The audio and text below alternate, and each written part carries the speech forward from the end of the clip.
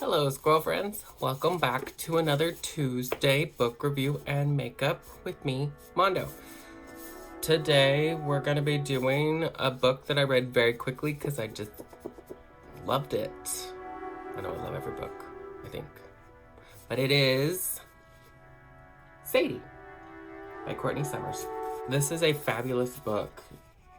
Doesn't the cover just kind of intrigue you and want you to get into it? Plus, it doesn't hurt that it says winner of the Edgar Award. But just look at the cover. You just kind of don't understand what's going on. It could be so much of a horror, mystery. What's gonna happen? You know?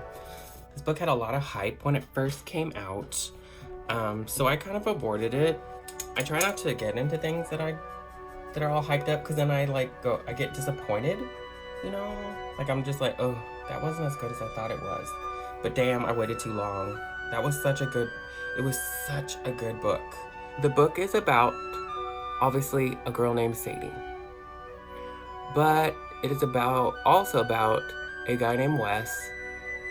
He is in New York and he makes a podcast, true crime podcast. And when you come into the book, it's the podcast. So that's what you're reading is like a transcript of the podcast. At first I thought, oh, where is this gonna go? I don't know if I like this.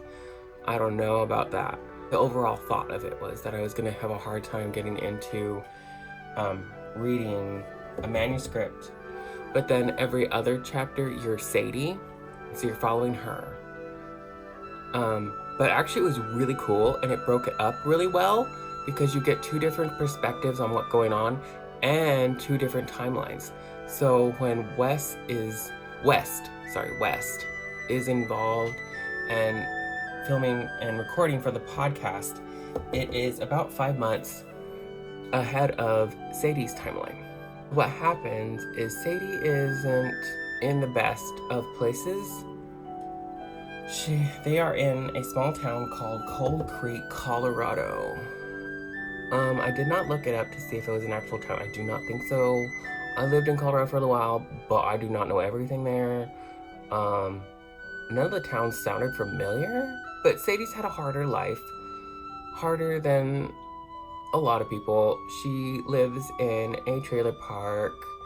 She has her younger sister, Maddie, and her mom is an addict, Claire. And Claire has up and left them finally. She's had this string of men throughout her life, throughout Sadie's life. Most have been very bad. Some have been okay.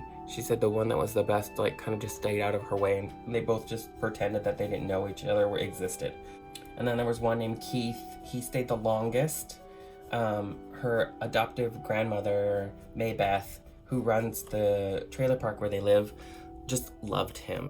They all kind of come to a tragic end with Claire's mom, all the men, because Claire's mom grows tired of them pretty quickly. So what's happened to make Sadie disappear is Sadie's little sister, Maddie, was murdered. She went missing for a couple days and then she was found outside of town, dead. Brutally murdered. People had seen her get into a darker truck. So that was all that people were going off of. You seem to understand from what Sadie talks about that Sadie knows what's going on. And Sadie has a really good idea of who the murderer is. So Sadie has taken off in search of this murderer. You find out more and more stuff about Sadie and her mom's relationship. Sadie and her mom do not get along real well. Sadie's had to grow up really quickly. She ends up having to be the one that takes care of Maddie mostly, with Maybeth helping out a lot. But Claire is, how can I nicely put Claire? Claire is a very selfish woman. She's had her own problems, kind of taking that out on her girls. She favors Maddie a lot because Maddie looks just like her and just loves little Maddie to death, where she kind of almost despises Sadie. And I feel bad for Sadie because Sadie's seems like such an intelligent, sweet girl, hardworking, fantastic sounding person. She's about 19 when this is happening, and Maddie died. She was 12 or 13. 12 or 13, I think 13. Very tragic end to Maddie's life. And Sadie seems to have taken a lot of that pressure on herself, that it was her fault. Very saddening that a little girl like that, I mean, 19, but still, that's very young, to take that kind of pressure on yourself that your sister's death was your fault. And then you find out why more as the story goes on, of why Sadie feels it's her fault, that she couldn't protect her well enough, or whatever happened. I really enjoyed both parts because you got to like hear Wes investigating all of this, and then hear in the past what Sadie is up to and doing, and why she is continuing on searching, and how she knows so well that this is who the murderer is, and how she's just sure, she just knows. Which sounds really naive when you first come into it. You're like, yeah, you know, little girl. But actually, like, if you think about it, who's really gonna kill Maddie? Not just some random stranger that comes into town one day and is like, oh yeah, I'm gonna kill this little girl. No, most likely it's probably somebody that has at least known or something about it. So you understand more about why this is happening from Sadie. And also you can tell that, like, Sadie's very determined to end this. Instead of going to the police, she's after this person. And then you find out the relationship that she had with this person and all of that nonsense. Not nonsense, but like, wow. Horribleness of that situation. I did enjoy the podcast part of it because he does interviews with different people. He interviews Maybeth a lot. And like, Sadie's employer, Sadie works at a gas station. Her boss Marty's been kind of like turned into like a surrogate dad for her. He seems like this really generous person that probably isn't really generous with everybody, but is generous to the ones that he cares for, and ends up caring a lot for Sadie. Sadie, so the book to me was super powerful. I just loved the book so much. I didn't really go into it knowing what I was going to get into. Like, I didn't know if it was going to be mostly a murder mystery or supernatural. Part of me thought maybe it was going to be a little bit supernatural. I really enjoyed it. It was such a fun ride with this story. Sadie really intrigues you. Like, it just draws you in, and you are just so amazed by the storytelling and the people. Trigger warnings though, if you are uncomfortable with child abuse, especially sexual assault, you do not want to read this book.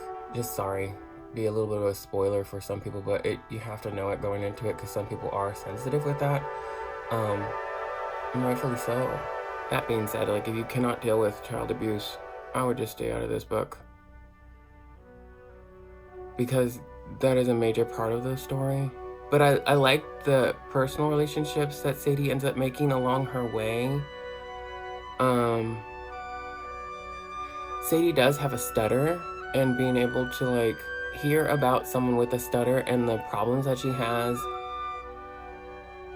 I think Courtney Summers did a really good job of capturing that aspect of it and understanding how that affects somebody, and like the, oh my gosh, this is so hard to deal with, of having a stutter.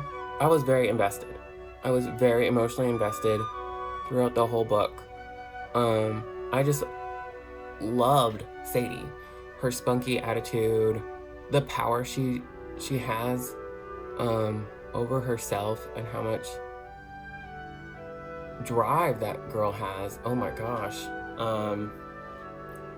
She was fantastic. I just loved Sadie so much. Such a strong-willed person. Knew what she wanted, was going after it, and was determined. Reads more like a true crime story than it does fiction. You really I started to really believe that it was true because you feel like it's true. You get so invested in these girls. They were just so mesmerizing. Oops, I made a mistake. So mesmerizing. I just was drawn in by Sadie so much and her story. You get a really big glimpse into. Sorry, I'm gonna put my lower eyeliner on. I'll be right back. Okay. Sadie was just so intriguing as a person. She so determined, especially from her poor background.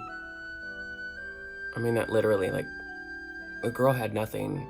She worked for everything she had. She continued to do the best she could with Maddie. Has really no mother to speak of. I was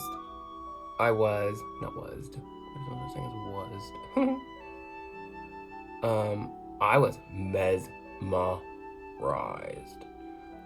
I had to finish how this book ended. I had to see this book through.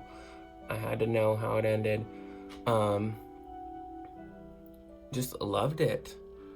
I couldn't get enough of it. I just had to know, what happened to Sadie?